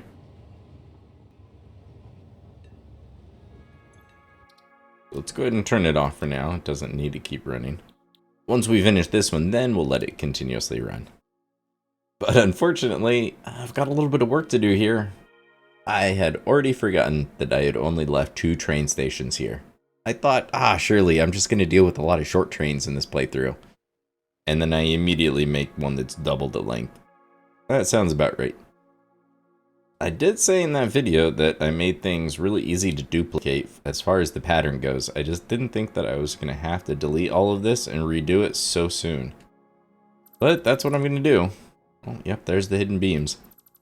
So I'm going to go ahead and just extend this a little bit farther, and this one is going to come out this way. Hopefully I'll still be able to miss that limestone node there. If I do end up covering it, it's not the end of the world. It's only a normal. It's not that bad. And then I'll just extend it out far enough to add another train station, and this one will have 4 freight cars, and then it can handle this train. If I didn't want to do it, this could technically still work. I would probably want it to go to the second one because of how much it hangs over right there. But I could make that a path signal, and then it wouldn't block a train from going into here. But if I ever needed to extend this for another reason, then it's going to block off any future traffic from being able to go through. So I think it'll be easiest just to bite the bullet now and go ahead and extend this place. I was able to miss the limestone node, so it's still free to use in the future. And the train station just got a little bit bigger. I do still need to add the vertical pillars, but so far we're looking good. I extended everything else. But my logistics floor for this whole thing is actually above the train station, and that's why it has that little pattern on top instead of making it a glass roof or something. So I do have an elevator to bring me up here from down there. The copper sheets are going to come right out of here. And I've got 350 to work with. So I've got my Mark IV belt, and we'll just take it out here. I'll probably have to move that a little bit, but probably only need to bring it to about here. So for copper sheets, I need 118 out of that 350. Time for some more fun load balancing. All I can really do is divide both of these by 2, so we'll get 59 over 175. And here's the diagram to take 175 and split it 59 and 116. I promise a lot of these just look scarier than they are. Like I said, we can just kind of follow the diagram. So we start with the merger, and then we go to the splitter, the first of 7. So 1, 2, 3, 4, 5, 6, 7. And let's go ahead and switch to a merger. So the very last one is going to have one facing this way, and that's going to be our output. So I may end up moving this just over one, but let me show you how it all comes together. We skip this one, and then we have this merger next to the third splitter from the end. And then from here, we switch back to the splitter, and then one last merger on this side. And I actually think I'm going to have it face that way. There's always little tiny adjustments when you actually go to place everything, I feel. And then on the left side, let's go ahead and grab a splitter. So we're going to line this up with the third splitter in. So 1, 2, 3. Got one splitter here, and then one merger right next to it. And that's going to go ahead and go straight. And then I just need 2 more mergers, and these are going to be in line with these last 2 splitters. So the first one goes forward. The last one faces to the left. And now just a little bit of belt work. Yeah, I definitely didn't line things up quite right. Yeah, it was going to drive me nuts that things weren't lined up straight. So I went ahead and fixed it, and then I just kind of forgot to turn the recording back on. And all of a sudden, well, it's all done, and it's running. But we've got our throughput monitors so we can double check, and they're just about done calibrating. 118 and 232. Those are just the numbers I wanted to see. The layout stayed the same. I just went ahead and connected all of the belts and then got the copper sheets sent over here instead of syncing at the factory that they were in.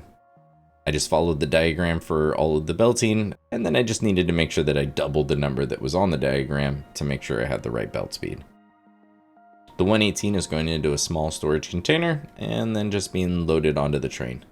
The rest of it's just going into a new sink over here. I don't know why it took me so long to realize that the height that I make all of my train stations is the perfect height for a sink. That's definitely something I'll have to keep in mind because I don't make most floors 6 foundations tall. So I have a feeling a lot of my sinks are going to end up on the same floor as the train stations now. Next stop, the plastic and rubber factory. The load balancing for that one is on the easier side, I would say, and so I'm going to go ahead and just skip ahead and I'll show you what it looks like. Underneath the train station, I already had a little bit of load balancing going on, so I was able to just add to it. I've got 475 coming from the factory. Well, this still bobbles up and down. 475 is one of those numbers, unfortunately. It's going into a smart splitter. 60 is going over here, and then the overflow is going this way. It's getting split 30-30.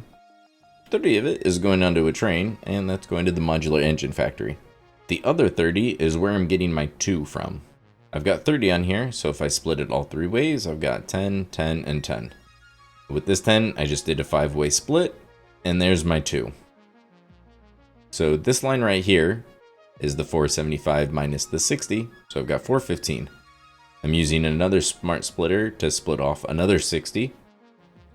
That's meeting up with the 2, and I've got my line of 62 rubber. The rest of it is being grouped up and being sent upstairs. Instead of having the sinks on the outside, I realized that there was enough of a gap here in the front that I could just add 2 sinks. So I went ahead and moved them up here because this would be a much better place, and if I need to keep them permanently, this will fit in with the design much better. Now let's head off to the quick wire. Time to do a little bit more load balancing. So as we can take a look, I just threw these on here. They haven't quite finished calibrating, but I don't think they're going to change. 300 and 240 is what I've got on both of these belts. And so I need both of them. I don't know how I trap Beans in every single factory. He's living underneath the train station now.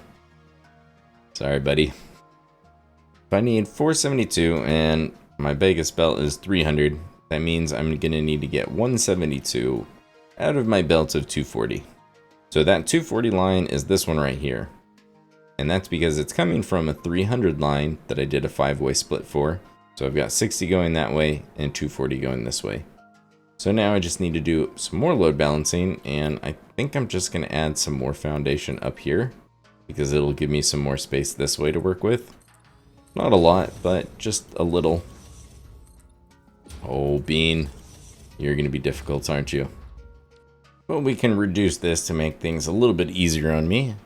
172, if we divide that by 4, we get 43. So this will be 43 over 60. And so here's the diagram to take 60 and turn it into 43 and 17. This shouldn't be too bad. We just need a splitter to start here, and then we'll do another splitter here, and then a third one. Put a merger on either side. Let's make sure I'm facing the right direction. And that merger there. And then above the merger on the left, we'll do one more merger, and that one will face to the left. We'll go back to the right side and we'll grab a splitter. Let's see, this one is going to go all the way up here so that one of them can plug into that way. Means this one can go right next to it. And then the very last merger can get placed all the way down here and lined up with that second splitter. And yeah, that should be good. Alright, so I'll obviously plug this in last. But this will be our 240 into here. And then I just need to multiply all of these numbers by 4. So if we take 240 and we split it in half, we've got 120 and 120. And then from here, we split it in half, we've got 60 and 60. Split that all 3 ways, there's 20, 20, and 20. And so now I've got 120, and so now here, well, hopefully I fixed the diagram because in mine it shows the wrong number. This right here is 140, so we'll go ahead and use Mark II. And then we can come back to this side. So we've got this merger is going to plug into this one right here. And this right here is a 5-way split. 20 and put it into a merger. This will ultimately be 24. So we're going to split this in half. So this is going to be 12 and this is going to be 12. We split this all 3 ways. So we've got 4, 4, and 4. This one is going to continue to get sunk. Now I just need to merge this with the other 300 line and I can put that on the train. The sinks are now gone. Oh, I'm so happy. It looks so much better without just sinks slapped onto the outside. I really should have planned for it better, but I'm glad it's finally done. I am still sinking some, But because of the copper sheets factory, I remembered I just need to find just the tiniest little corner and I can put a sink in here on the same floor as my train stations. And so this is getting rid of that little excess that I have. And if we go down here, we are up and running. Now you may notice there is a couple new additions, and that's because they glow really bright. I added some priority mergers. I also had to change the speed of 2 of these belts. I'm not really sure why, but sometimes the internal buffer for the merger and the splitters just isn't quite enough to handle it, and so this was my workaround. I've got 240 coming in from here, and so I should be able to just do Mark II and Mark II because both of those handle 120. But for whatever reason, even if I made these priority mergers, it seemed like it would ever so slightly stop up, and all of a sudden the gaps on here would disappear.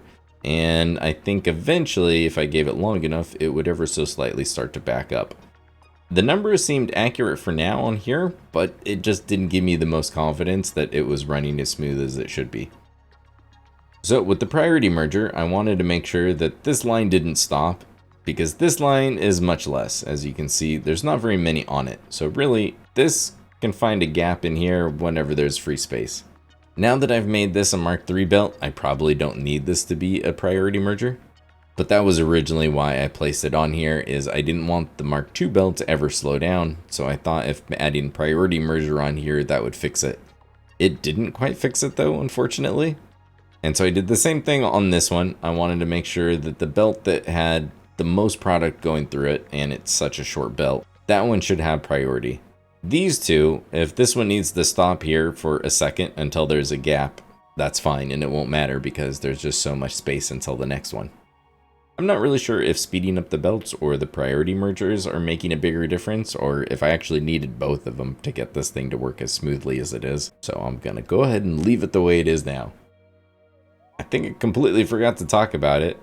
Can't believe I actually used the to-do list for the first time in, I don't know if I've actually ever used it in a video.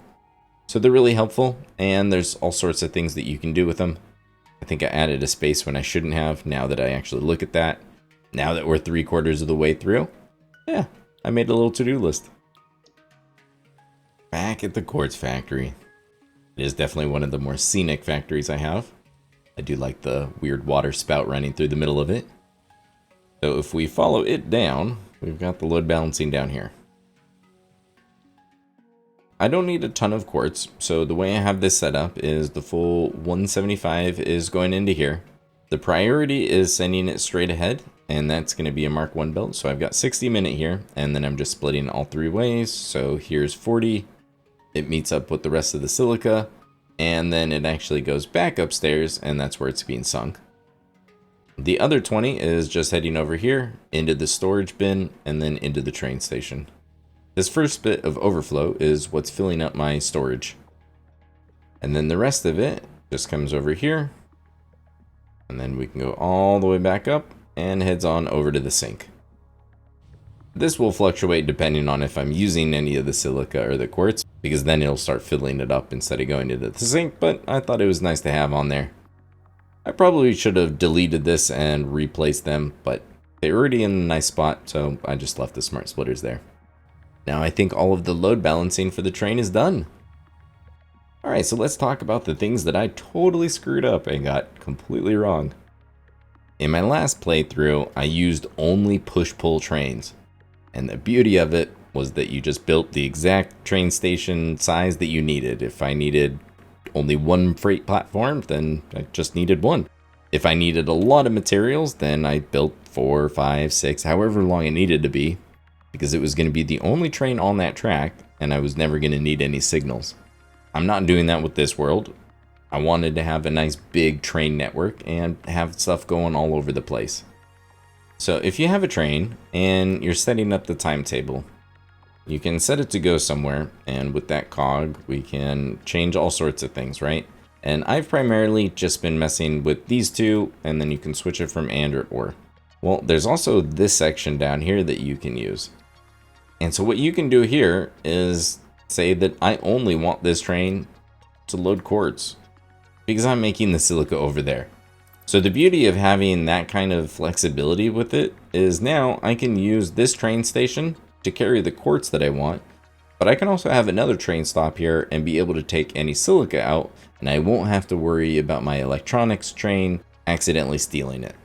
Now, the reason I bring that up is because that is not how I set up this rubber factory. So when I originally set this up, I screwed it up completely, and I just skipped over it.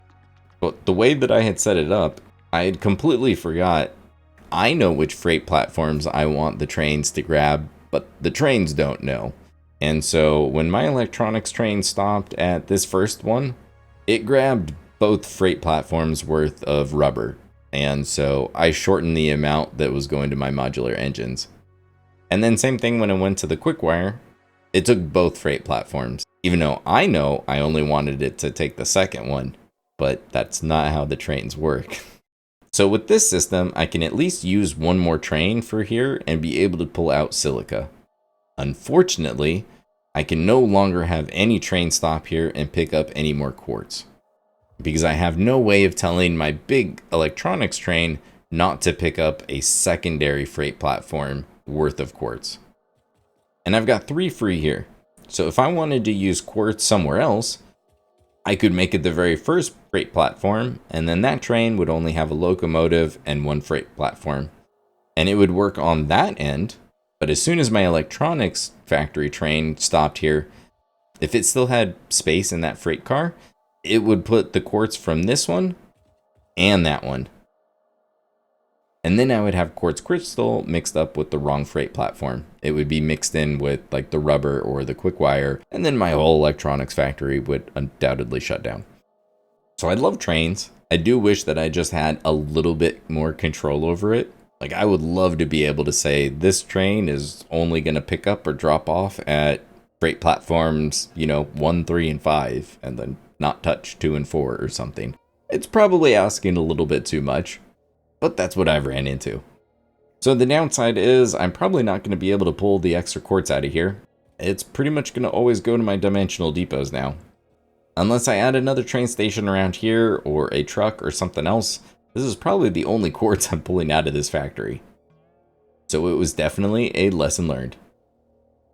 Back at the electronics factory underneath the train station, you might notice a slight change, and that would be the second major screw up I made.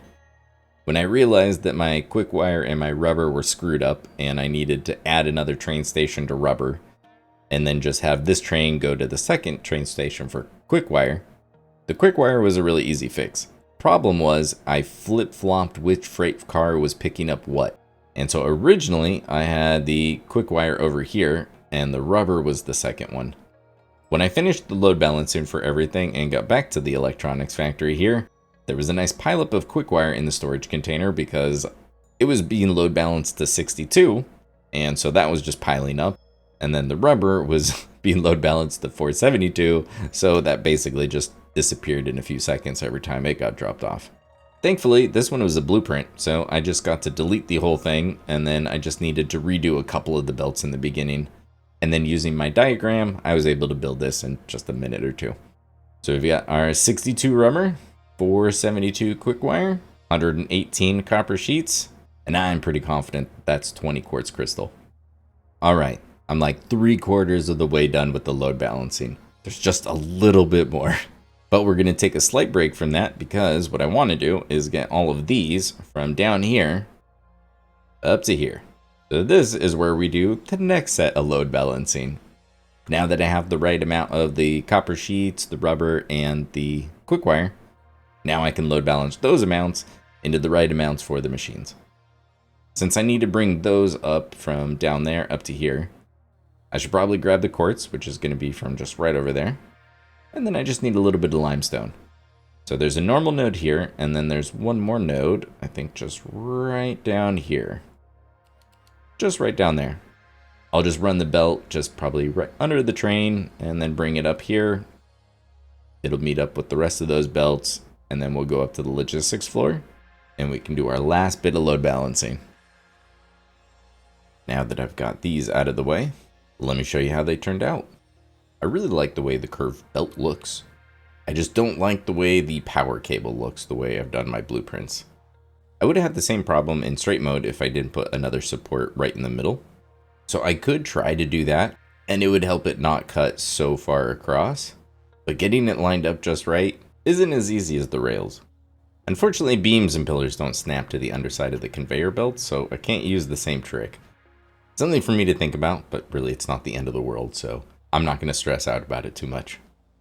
The quartz belt just comes over here, and then around here, the straight mode was just easier.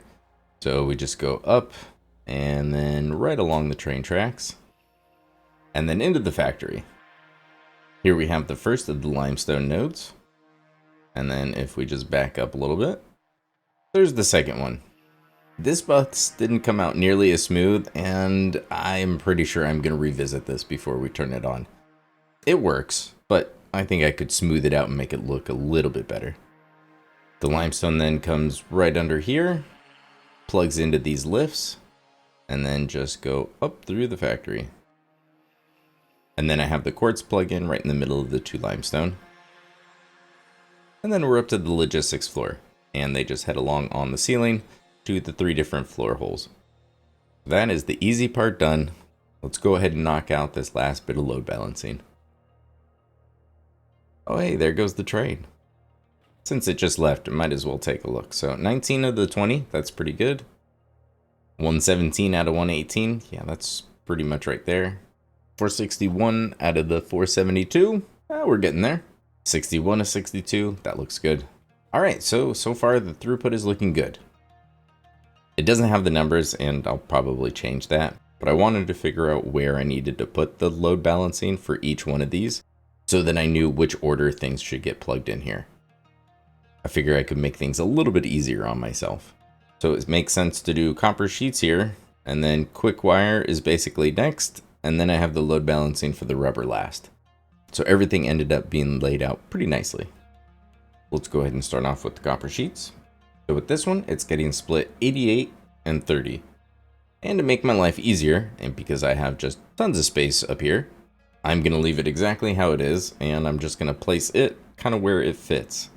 Instead of having to adjust it to fit the space, it's a little bit easier this way. And because of the diagram, I'm going to go ahead and just work my way backwards. So the 88 needs to go to this one. And as we can see on my diagram, that means that this is going to end in a merger. So if I'm going to work backwards, let's go ahead and go with right here. Be plenty of space to get any of these belts to where they need to go. And then this can just plug straight into that.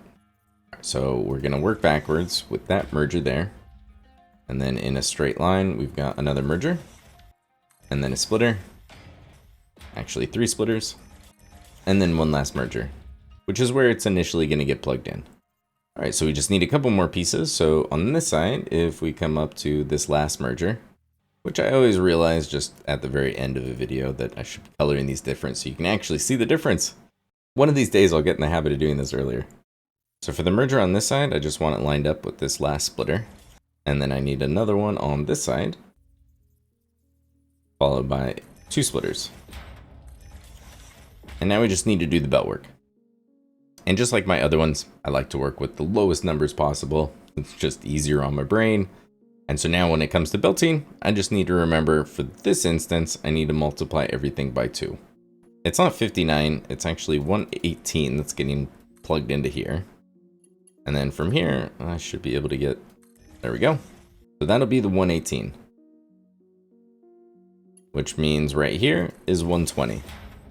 This 120 is going to get split in half, so here's 60 and here's 60. This is going to get split in half, so here's 30 and 30. This 30 is going to get split 3 ways, so 10, 10, and 10. On this one, I now have 70, and that's going to plug into this merger. Into this one here, I'm doing a 5-way split. Oh, I got that wrong. That is not going and plugged into there. This is actually the 30 I need. So my mistake. The second splitter, there we go. There's the 30. So that is done. Into this one, I just have 10, and I'm doing the 5-way split. So once we get this loop back, this is going to be 12. So 6 and 6. And then with this last one, I'm going to go ahead and make old Stubby here. And just to make things smooth, we'll put it on this side. And there we go. And there's the two that I needed to loop back. So into here, I had 70, 10, and 6. So that's my 86 right here. Plus the 2, here's my 88. And that's copper sheets done. For the quick wire, I think I'm going to set this up going this direction. And I think that'll be easiest to get the things where they need to go. I've got plenty of space, but I don't want to waste all of it. I think if I place it here, it still gives the rest of the belts plenty of room to get around. So let's go ahead and start with our first merger here. And then I need 3 splitters in a row. 1, 2, 3. And then 2 mergers. Next to this last splitter, I'm going to place a merger. And then 2 more splitters. And again, we're doing another 60-way split, because just like the copper sheets, that's just what it boiled down to. Except for with this one, it's going to be 472 that gets plugged in. Once we loop back the 8, this will be a full 480 line. We're going to split this in half, so here's 240. Here's our 240, so we can go ahead and plug that one into over here. 1 down, 2 to go. The other 240 goes into the next splitter. And then we're going to split that in half. So we're going to have 120 here. And the other 120 is plugging in right here. And so for this, just so happens to line up so nicely. Almost like I planned it. Alright, so now we just need to finish the load balancing to get our 112 and to loop back that last piece. So I've got 120 going into here. We'll split this all 3 ways. So here's 40, 40, and 40. From this 40, we're going to do a 5-way split, and that'll give me my 8 that I need to loop back. And just like the rest of them, we just go ahead and connect these. And then on this very last one, it's 8, 8, and 8. So one of them goes back to here to complete the 5-way split. And then this very last one is going to plug into this merger. And for that, I'm going to go ahead and place it this way. And on this side, I'm going to go ahead and place old stubby. But with this, you got to be careful. Make sure you place the belt first, or else it might not actually connect in there. And there's the part that needed to loop back. And now I'm left with the 112 that gets plugged in right over here. Okay, so I actually think I'm going to run this one on the ceiling. I think that makes a little bit more sense, just to give myself some space right here for this last piece. Last one, the rubber. This one isn't a 60-way split. I'm going to go ahead and start this one here. Like I said, plenty of space, but giving everything just enough room to get around. We'll start with a merger, and this is where the 62 is going to get plugged in. So let's go ahead and just do that. I cut all the numbers in half, so we're doing a 32-way split and looping one of them back to get our 31. Good old powers of 2, I just need 5 splitters. And then just 2 more mergers. So this one is going to be right here at the end. And then I just want to line up this one with the second splitter. All right, let's connect all the belts. We're going to have 62 plugging into here, which means this is going to end up being 64. Split in half, 32 and 32. 16, 16. 8 and 8. There's 4 and there's 4. So here is 2.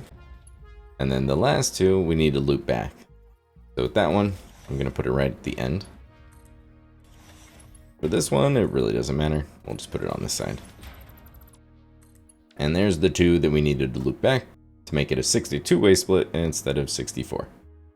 So this one had our 32 plus our 16. So here is our 48. This side had 8, 4, and 2. So here is my 14. So I just need to plug those up in the right places and then bring the quartz over here. And the logistics floor is done. For as much as I dreaded it, it really wasn't that bad. I went through and changed the sign, so now it has both the picture and the amount that's going in there. Just makes it a little bit easier for me, especially when I come back and things aren't just fresh in my mind. I actually know how much is supposed to be going there. Unfortunately, them being on the ceiling makes it a little bit harder to get it and the throughput monitor in the same shot, so kind of apologize for that. But it is nice having them all out of the way since they're all going up a floor through the floor hole, it just kind of makes sense to put it right next to it. So I've got them in a couple places, so that way we can double check and make sure that it's actually working. And if there is a problem, it's just a little bit easier to find this way. Now it's that time. I need to make sure that I get power connected to everything, and then it's time to do the good old decorations. The save is currently at 147 hours and 25 minutes. Welcome to the new electronics factory. We are now at 150 hours and 35 minutes. This is very much just temporary, so as soon as we get this started, I'm going to delete all of this and patch that one little hole there. Don't worry about that. I thought I added another entrance somewhere, but apparently this is the only one right now. So when I come back to do supercomputers next phase, I may add another one. So I needed to extend this part right here because of where the signals were, and they just weren't playing nice. Because originally they were right here and they just didn't line up with the wall at all. So for this one, I needed to move it back farther so it wasn't clipping through the walls. I don't need that wall there. And then the other one just fit better just being right on the outside, I felt. So with the windows, this is a really cool trick. The diameter of the cable is thinner than how thick the walls are. So when you clip it through windows, it'll clip in between here. So you can get some kind of fun extra patterns. And so that's basically what I did with all of the windows. I just added a whole bunch of the braided cables, just going from one corner to the other, just so they went diagonal through the window. And I just went with that pretty much all the way around. And as far as the colors, I just went with swatch 7. And so if you ever want to, say, flip-flop them, like I want the green to be primary and this purple to be secondary, what I like to do is just save them. And so now I have swatch 7 purple as its own color. And so that way in my custom swatch, I can do the bright white and purple, or this way I can do green and purple, because I am not imaginative, so I just wanted to keep the theme the same. Somebody at Coffee Stain decided those colors matched, and I like them. And here we are on the electronics floor. I decided to go with bigger windows than I normally do, and so I didn't want the catwalks to go around the edge, because it just looks a little bit funny to me. So with these ones, they just kind of go in a loop around the center, but you can still basically get to everything. And then in a few places, I have some ramps just in case you need to get down or back up. But this still gives me my nice elevated view that I like. For the outside, I kept it pretty basic. I just ran some large pillars right down the corner and then encased them with the big frame foundations. And I just made these blueprints so that I could just use these as basically stands. It felt like so much of the factory was already being supported by so much of the rock here, but not quite enough. So I felt like a bunch of pillars kind of going around the outside was better than just running walls or more foundations all the way to the ground. It helps the factory not look too gigantic, because a whole bunch of it would have just been empty space below there. And now I still have access to the water well, if I ever decide to use that. The way I built this was I started with all of the purple fix-it walls, and then I decided using the coated concrete ramps to kind of bring it in on each of these levels instead of kind of making it stick out more. And then I decided to place this inside wall and then the signs. So really I should have made this entire thing one blueprint, but the way it all kind of came together, I didn't want to go back and delete things. So only this section is a blueprint because it was a lot easier having the wall and the sign on here than having to place just all of these signs over and over again. So that part did save me a little bit of time, mainly because you can't zoop those. Everything else, it really wasn't too bad, just zooping along. And I did come back to over here and I went with the curve mode and it made it look a lot better. Using the curve to both change direction and the elevation works really well. It is a great mode for that. Still not crazy about the cables just cutting across. Eventually I'll figure out a good way to deal with that. So now those two lines just come right through here, and I just ditched the foundation and just added more supports because it just looks way cleaner without them. I don't know what you're thinking, Bean, but this is not a great spot. I tried to warn you, buddy. Oh. Well, then never mind. Nothing too crazy here, but I am pretty happy with the way it turned out. I am really happy to not have to set up any more of these manual systems for computers anymore. That concludes the quick tour. Let's go ahead and turn this sucker on. But this is going to power on the miners, and then I just need to delete some belts and send those in. Let's go ahead and start the stopwatch.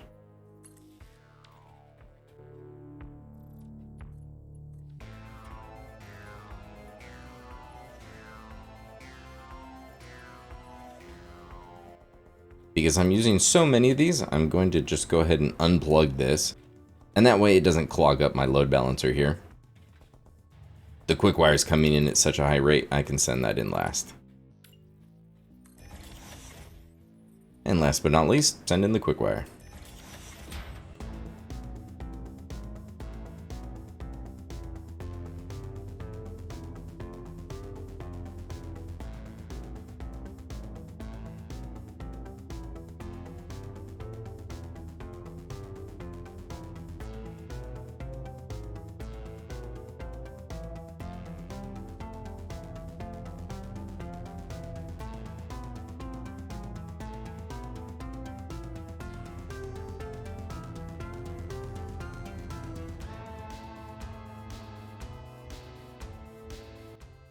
There they are, the first computers. Oh, feels nice to have those automated.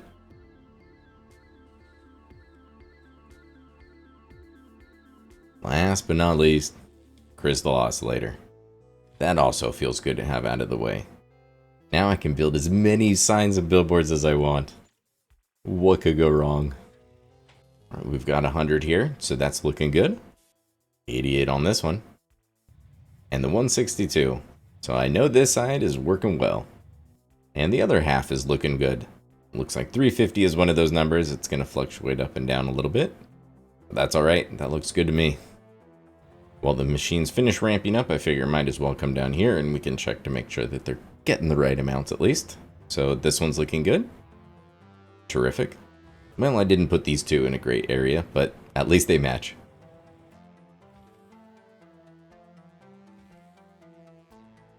And there we go. They're all reading just what they should be. So that is AON limiters, high-speed connectors, computers, and crystal oscillators, all being sent to dimensional depots, and I should never have to craft those out in the field again. Feels good. And I did plan a little bit for the future, and I've got plenty of space here, so in the next phase, we'll be back here to add on just a little bit. That is going to do it for this one. Thank you so much for being here. I have 2 out of the 3 space elevator parts automated for this phase, and there's one last one I need to work on. But for that, there is one last major piece I have yet to automate this phase, and that is the heavy modular frames. I'm not going to be going too crazy. It's going to be a rather small factory. I just needed to supply my dimensional depot and enough for that last space elevator part. Eventually, I'll need a much bigger factory to make more. But at this stage of the game, we're going to keep it kind of light. So look forward to that, and thanks for watching.